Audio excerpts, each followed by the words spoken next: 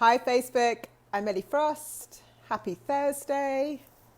This video is about what's really going on when we think that we're playing small, right? Because I'd say one of the biggest things my clients come to me with is, I know I'm playing too small. Yeah? And that's awesome because they come to me to want to play bigger. But there's a few things in this that I just want to share with you because there's different ways we deal with this, which impacts how we use it to our advantage and actually shift, or how we actually use it as a kind of holding pattern to keep us stuck, right? And I'm all about the breakthrough because the breakthrough is the break free, right? So one thing about this playing small is we're meant to evolve and grow. So, you know, there's a different way of seeing this. Like, if I don't feel stuck, then I'm just playing for my evolution, which just means that, I can feel I've already outgrown this. I'm out. And that's quite normal for people in my world and myself. Like, we outgrow things quickly because we're evolving. So it's a good feeling, right? There's a part of me, hello Miriam, good morning. There's a part of me that's expanded beyond this, right? Which can feel so delicious if we don't make it mean I'm doing something wrong. Because a lot of, one of the biggest things that everyone comes to me with is I'm playing too small, which is great, as I say, because I work with leaders and visionaries and people on the leading edge that want to play really fucking big, right? But this concept, right, first of all, it's not helpful if we don't understand what's really going on. So my soul's expanded beyond this. Okay, cool. So what's next, right? In an excited way, rather than I'm doing something wrong, because for some of us, we'll use this I'm playing small idea to kind of beat ourselves up and feel like, well, it's actually, where's it coming from is what I'm saying, because it could be coming from, I'm comparing myself to other people and I'm feeling like I should be further ahead. You know, I shouldn't be where I am. And one of the biggest, I don't believe in permanent blocks, but just for the use of understanding things, let's use that word here.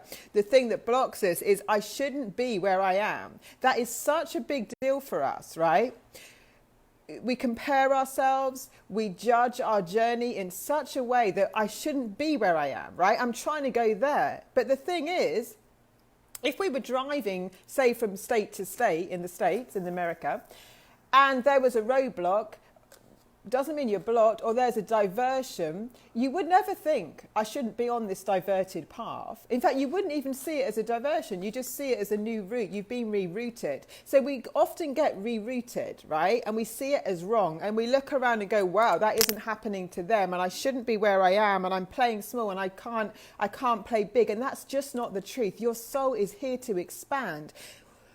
What we don't want to get is stuck in this concept. What we want to get is alive in this concept. There's a part of me that's outgrown this. So, I mean, most people come to me in big transitions. They're changing careers, they're divorcing, they're moving in their life.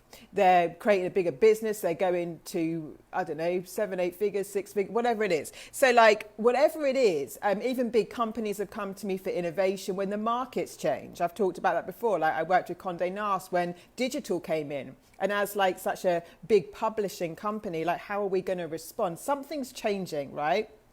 That I've got to respond to, or I've changed, right? I've expanded. So I'm never playing small if I'm following my evolution and growth, right? We outgrow things. I've taught my clients many times, when you get to be the big fish in your environment, find an environment where you're the small fish again, if you choose evolution and growth, right? Because truly, the environments we're in expand us. The environments we're in, the people that are kind of expanded beyond where you are, think differently, do differently, see differently. But we don't want to use this I'm playing sport as a kind of identity piece or see it as anything than a natural process of evolution. I've outgrown my circumstances. Wow. It's going to get better than this if I can follow the flow of it, right? And I'm not using it because I'm really getting stuck in the comparison or the judgment of my journey that I should be somewhere else. I think that is one of the hardest things for us as entrepreneurs is it shouldn't look like this. This shouldn't be happening. I should be further ahead. That's one of our biggest things that actually slows us down, because what we have to get into this, like, to grow in a smoother way, it's about like, it's all part of it, and it doesn't, like, whatever's happening or not happening doesn't have huge significance over where we're going, right? If I'm driving to another state, I don't know, from California to Vegas or whatever, the diversion and the roadblocks doesn't mean I'm not getting to Vegas. I'm going to Vegas. You know what I mean? Like, full stop. So instead of like, I know I'm playing small, it's kind of like I've evolved beyond this, right? I've outgrown things. I let go of unwanted, outgrown like situations, circumstances, events that are no longer serving me. I'm ready to ignite higher. I know part of me is already gone there. The reason this situation feels stale is because I've actually outgrown it, right? I've outgrown where I was. I'm not playing small. I'm just aligning with my expansion. I'm built for bigger. I'm built for more. But what's the dream, right? Because this isn't about judging from other people what's big and what's small. It's all so relative, right? What's big to someone in a certain circumstance is small to someone in another circumstance. That's irrelevant. The only game we're really playing is our own alignment, right? And our soul knows like what's aligned for us, what's fulfilling for us, what's the truth of what we came to experience. It's not for us to judge what's big and what's small. And the universe doesn't judge what's big and what's small, because someone out there is making $1 million as far, in an easy way, where someone out there is making like, I don't know, $100 in the same kind of flow. And it's what's big and what's small to that person. It's all relative, right? How hard is it for that person? Not any harder than the person making the 100, sometimes easier, right? So like, it's all relative, it's all experiential, and it's all kind of irrelevant unless we pile meaning on it. Apart from, the only relevant thing will ever be, what life did you come to live? What did you want to experience? What's true to your soul? For your soul, it's not big. You know, if you're honestly on the planet, I've worked with some of the biggest leaders on the planet, right? Impacting millions of lives on the daily. Though, you know, like, so it's like, it's not big for them, it's true for them. But like, trying to be that when you're not that isn't true for you. So why bother putting the should? It's not that you should be doing what someone else is doing. It's not that your income's capped if you like don't do what you think of as a big thing. You get to live in alignment with the truth. And the truth is always how wealthy you want to be, how impactful you want to be. Like, it's not even being measured by how many people you impact. You're always looking for the alignment with your soul. Your soul came to do something. You came to do something. Something feels juicy and delicious and will take on a life on its own. We don't need to be measuring it and comparing it as much as we need to be choosing our alignment, because it will take us there. Once your soul gains momentum, you can't help but impact the people. Once your soul, like, once a vision that you're so connected to, you're working in co-creation with it, the vision's bigger than you. It already has a momentum. It will guide you into what to do. Like your GPS will take you to that state, no matter what the roadblock, no matter what the diversion. Our job is to get into alignment with that without too much judgment. And we don't need to get sticky in comparison about, well, I should be bigger than this because other people in my industry or doing what I want to do look bigger, right? You just want to be aligned, because then you can reach the full potential, and then everything you want for the fulfillment of your life can come as a result of that, right? The alignment first is the alignment with our truth, our soul, what we truly desire. For some of us, we'll be blocking that. I get this, like I do this, like resisting how big we want to be, resisting how big that feels to us, right? But it's not that it's truly big for our soul. It's just that we've got our own hang-ups. We've got our own resistance that we can move beyond. Just because it's uncomfortable doesn't mean it's not true for us. In fact, a lot of the most true things will feel extremely difficult. They will require us to let go of our preconceived chains, our preconceived ideas of what we're limited by, because we're holding on to our traumas, because we're holding on to our wounds, because we learned to, because it kept us safe, right? The world can't do this for us. We have to choose it for ourselves, and we just let our soul guide us. We just come into an alignment where we actually are willing to crack open our hearts and let it be what it needs to be, trusting that everything we desire gets to be part of that journey, rather than I've got to do this to get that. That it's a different feeling. It's I'm expanding into the fullness of my potential and my soul. I'm allowing that to lead the way. The vision gains momentum by itself, and I just get to choose what I want to experience along the way and allow that in without even keeping score on things. The keeping score of what we think, where we think we should be, what someone else is doing, what's big and what's small. When you get into the next expanded room, what you thought was big is small, right? But that isn't, I'm not saying that to discount wherever you are, because so often we discount our growth, right? We look at the external, or we look at our financial results or lack of, we look at what's external and we don't realize the evolution of our soul, right? You could be at a moment in your life where you haven't got the same resources that you've had in the past, but you've moved so many mountains, you've broke so much lineage in your history, you've really evolved as a human, you know, at such a level where you can tap into joy differently, you can tap into life differently, you see clarity differently, you're living a switched on life, and you know from there you can get all the resources you want, but this time around you're going to do it in such an exciting, exhilarating, beautiful way, right? So don't judge your evolution on what's showing up externally. Be true to your growth, understand, acknowledge where you've really come from, where you really are, not because you're keeping score, just because you know as a person, I'm no longer depressed, I can access happiness, I feel more aligned with my truth, I say no to things that don't serve me. That's a huge leap. That's a huge leap that will always pay off in so many ways in our life, but we want to be careful not to just use one metric, right? Well, because I haven't got the 7-figure business, I don't think I've grown, right? That's not the only metric in our life. I have more happiness. I'm turned on by life again. I feel more clarity than ever. From there, you can manifest anything anyway. But getting there is an evolution, even if on the outside you look like it doesn't look good to what other people might keep scoring. It's so irrelevant. Where have you come from and where are you now? Find the growth, because there will be some. I no longer show up in those old ways that didn't serve me. I no longer stay in rooms that make me feel uncomfortable in a negative way, not because I'm being activated and expanded. That's different. If you get in a room that activates you, right, might be triggering, but it activates you, that's a good place to be, because it's challenging things for you. If you get somewhere that just drains and sucks the life out of you, then they're not good things. Where have I moved on in my relationships where I no longer have those shitty standards that weren't serving me? It's don't just use one metric of what I've currently got in my life that other people would judge. Use the truth of your heart and soul. As a human being, where have I made different decisions that I can actually celebrate myself for? Because the outside world will always catch up with us, but making these moves is a journey. We want to see where there really is growth. I'm not playing small when my boundaries have changed. I'm not playing small when my standards have changed. I'm not playing small when I'm no longer playing into old cycles, right? The universe does kind of test us, because we'll get like opportunities to transcend what was holding us back. Yeah. And then we'll go, oh, what's happening? But it's only because we're calibrating to more power, right? Where am I more powerful than I've ever been?